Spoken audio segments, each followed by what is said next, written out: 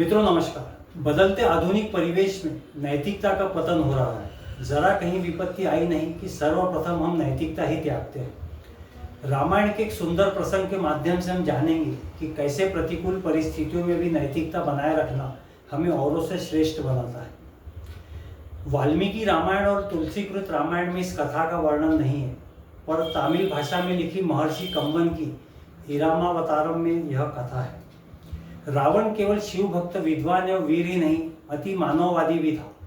उसे भविष्य का पता था। वह जानता था कि श्री राम से जीत पाना उसके लिए असंभव है। जब श्री राम ने खर दूषण का सहज ही वध कर दिया, तब तुलसीकृत मानस में भी रावण के मन के भाव लिखे हैं। खर दूषण मोह सम बलवंता, तीन ही को मरही बीनु भगवंता। रावण के पास जाम्बवंत जी को आचार्यत्व का निमंत्रण देने के लिए लंका भेजा गया। जाम्बवंत जी दीर्घाकार थे। वे आकार में कुंभकर्ण से तनिक ही छोटे थे। लंका में प्रहरी भी हाथ जोड़कर मार्ग दिखा रहे थे। इस प्रकार जाम्बवंत को किसी से कुछ पूछना नहीं पड़ा। स्वयं रावण को उन्हें राजद्वार पर अभिवादन का उपक्रम करते देख जाम्बवंत ने मुस्कुराते हुए कहा कि मैं अभिवंदन का पात्र नहीं हूँ, मैं वनवासी राम का दूत बनकर आया हूँ। उन्होंने तुम्हें सादर प्रणाम कहा है। रावण ने सविनय कहा, आप हमारे पितामह के भाई हैं, इस नाते आप हमारे पूज्य हैं, कृपया आसन ग्रहण करें।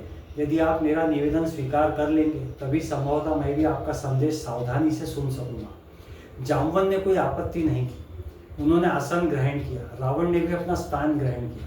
तदुपरांत जाम्बवंत ने पुनः सुनाया कि वनवासी राम ने सागर सेतु निर्माण उपरांत अब यथाशीघ्र महेश्वर लिंग विग्रह की स्थापना करना चाहते हैं।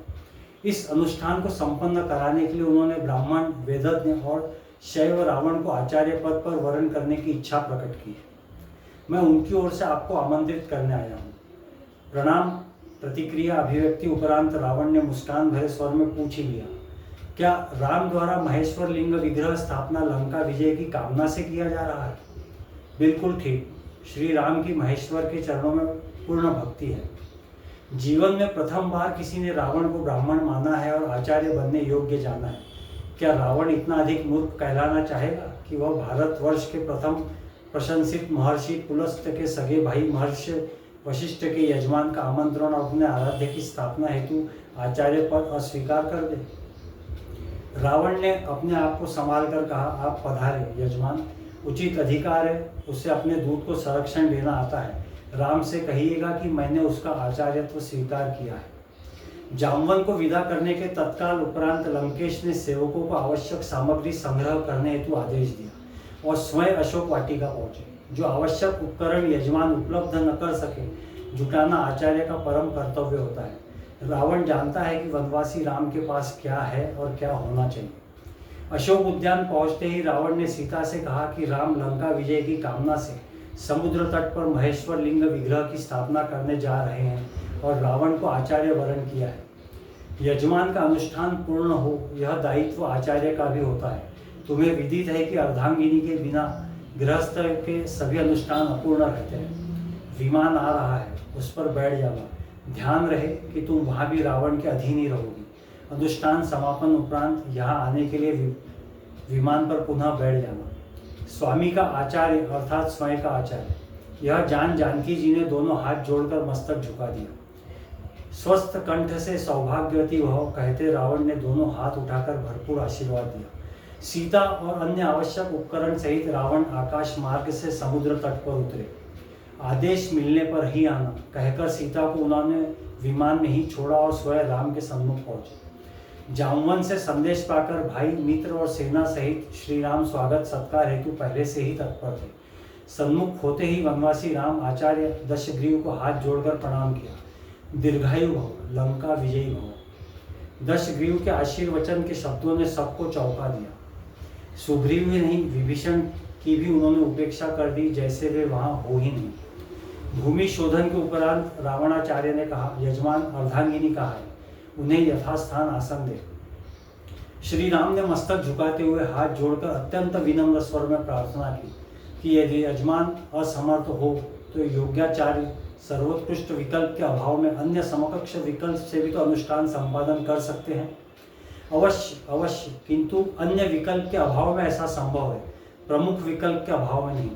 यदि तुम अविवाहित, विधुर अथवा परित्यक्ता होते तो संभव था, इन सब के अतिरिक्त तुम सन्यासी भी नहीं हो और पत्नीहीन वानप्रस्थ का भी तुमने व्रत नहीं लिया है। इन परिस्थितियों में पत्नी रहित अनुष्ठान तुम कैसे कर सकते हो? कोई उपाय आचार्य? आचार्य आवश्यक साधन उपकरण अनुष्ठान उपरांत वापस ले जाते हैं। स्वीकार हो तो किसी को भेज दो। सागर सन्निकट पुष्पक विमान में यजमान पत्नी विराजमान है।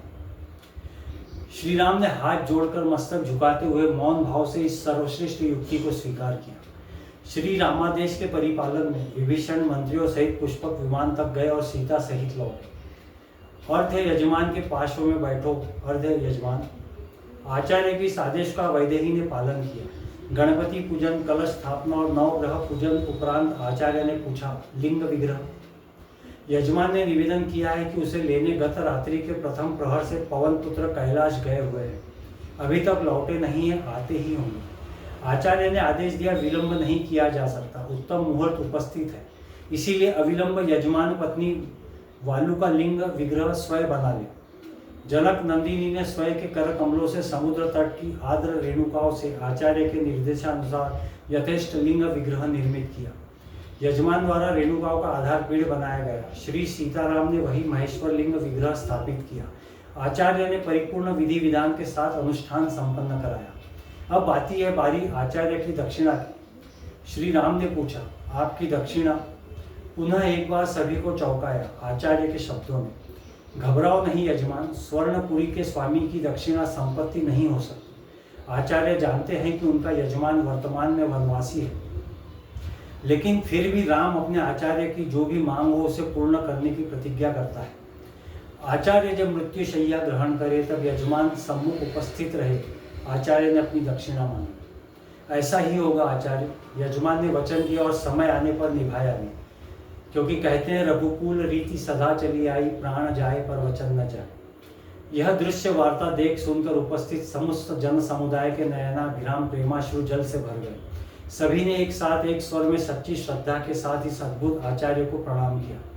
रावण जैसे भविष्य दृष्टा ने जो दक्षिणा मांगी, उससे बड़ी दक्षिणा क्या हो सकती थी। जो रावण यज्ञ कार्य पूरा कराने हेतु राम की बंदी पत्नी को शत्रु के समक्ष प्रस्तुत कर सकता है, वह राम से लौट जाने की दक्षिणा कैसे मांग सकता है। जय श्री राम, जय जय श्री राम।